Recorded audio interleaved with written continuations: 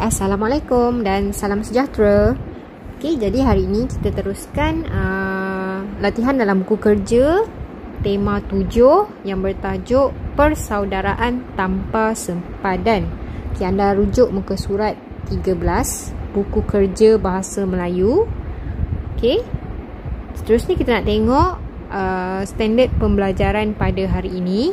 Hari ini kita tengok 1.4.1 iaitu kemahiran mendengar dan bertutur. Jadi untuk hari ini kita punya objektif ialah murid dapat berbicara untuk menganalisis isu semasa yang didengar, ditonton atau dibaca dalam situasi yang tidak formal secara bertata susila. Jadi untuk hari ini kita akan lengkapkan perbualan antara dua orang sukarelawan. Seperti biasalah, kita nak lengkapkan perbualan. Tentang apa tajuknya hari ni? Tentang bantuan yang diberikan kepada golongan yang memerlukan. Macam zaman PKP sekarang ni lah, ramai yang memerlukan bantuan. Jadi kita tengok perbualan di bawah. Jadi tugas anda lengkapkan perbualan ini dengan dialog yang sesuai. Kita ada dua orang iaitu pelajar A dan pelajar B. Katakan pelajar A yang pertama dialognya. Hai pelajar B. Pelajar B tu anda boleh guna nama kawan anda. Seterusnya kita tengok.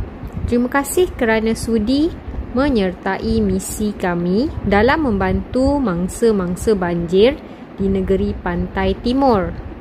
Memandangkan kamu baru sahaja menyertai kami, saya akan menceritakan proses sumbangan kemanusiaan yang bakal kita lakukan nanti dari awal hingga akhir.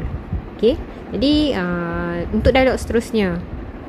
Hai pelajar A, saya juga berbesar hati kerana dapat bersama-sama menjadi sukarelawan dalam organisasi terkemuka ini. Saya memang berhasrat untuk membantu golongan yang memerlukan kerana bak kata peribahasa, berat sama dipikul, ringan sama dijinjing. Baiklah, saya akan pasang telinga dengan penerangan kamu itu. Seterusnya pelajar A pula menjawab. Pada peringkat awal, para sukarelawan akan bermesyuarat untuk sama-sama membincangkan perkara yang dapat dilakukan. Kemudian, kita akan mula mendapatkan sumbangan melalui kutipan derma daripada individu-individu yang prihatin. Misalnya menerusi penganjuran majlis makan malam amal dan jualan barang terpakai. Jadi dalam perenggan ni diceritakan dari mana bantuan-bantuan sumbangan tu diperolehi. Apa caranya? Mula-mula mereka akan bermesyuarat. Dan membincangkan apa yang perlu mereka lakukan. Seterusnya mereka akan mendapatkan sumbangan. Melalui apa? Melalui kutipan derma. Ataupun penganjuran majlis makan malam dan juga jualan barang terpakai. Ada 3 kaedah untuk mereka mendapatkan sumbangan daripada orang awam. Seterusnya pelajar B pula menjawab. Oh begitu, baiklah. Apakah yang patut kita lakukan semasa berada di tempat kejadian? Pelajar A pun menjawab semula. Semasa berada di tempat kejadian, kita ditugaskan mengagihkan sumbangan kepada para mangsa. Selain itu, kita juga boleh memberikan bantuan psikologi seperti mendengar luahan mangsa yang sedang kemurungan. Di samping itu, kita juga berperanan membantu doktor untuk merawat mangsa-mangsa yang mengalami masalah kesihatan. Setelah itu, sebaik sahaja banjir diumumkan surut, kita akan membantu mangsa berpindah semula ke kediaman mereka.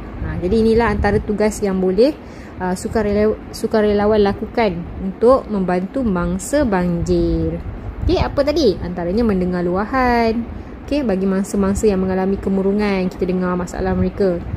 Yang kedua, membantu doktor merawat mangsa. Rawat yang mudah-mudah je lah. Selain daripada tu, apa lagi? membantu mangsa yang mangsa berpindah semula ke kediaman mereka selepas banjir dah surut. Itu antara sumbangan yang boleh dilakukan lah.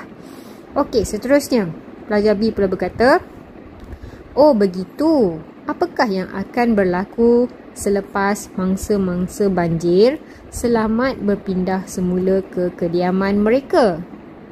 Pelajar A pun menjawab, selepas itu kita akan pulang ke ibu pejabat dan berbincang bagi tujuan penambahbaikan untuk masa akan datang. Kita juga akan dianugerahkan sijil penghargaan daripada organisasi sebagai tanda terima kasih. Okey, demikianlah tadi contoh perbualan antara dua orang pelajar. Okey, jadi selepas ini sila lihat muka surat 13. Okey, boleh gunakan idea yang cikgu berikan tadi atau idea anda sendiri. Okey, lengkapkan perbualan tersebut. Okey, jadi selamat mencuba. Jangan lupa siapkan tugasan. Dan selepas dah siap tugasan, tolong hantar dekat cikgu. Okey, snap gambar. Hantar dalam Telegram. Okey, terima kasih semua. Sebarang soalan boleh tanya dalam grup Telegram kita. Okey, bye-bye.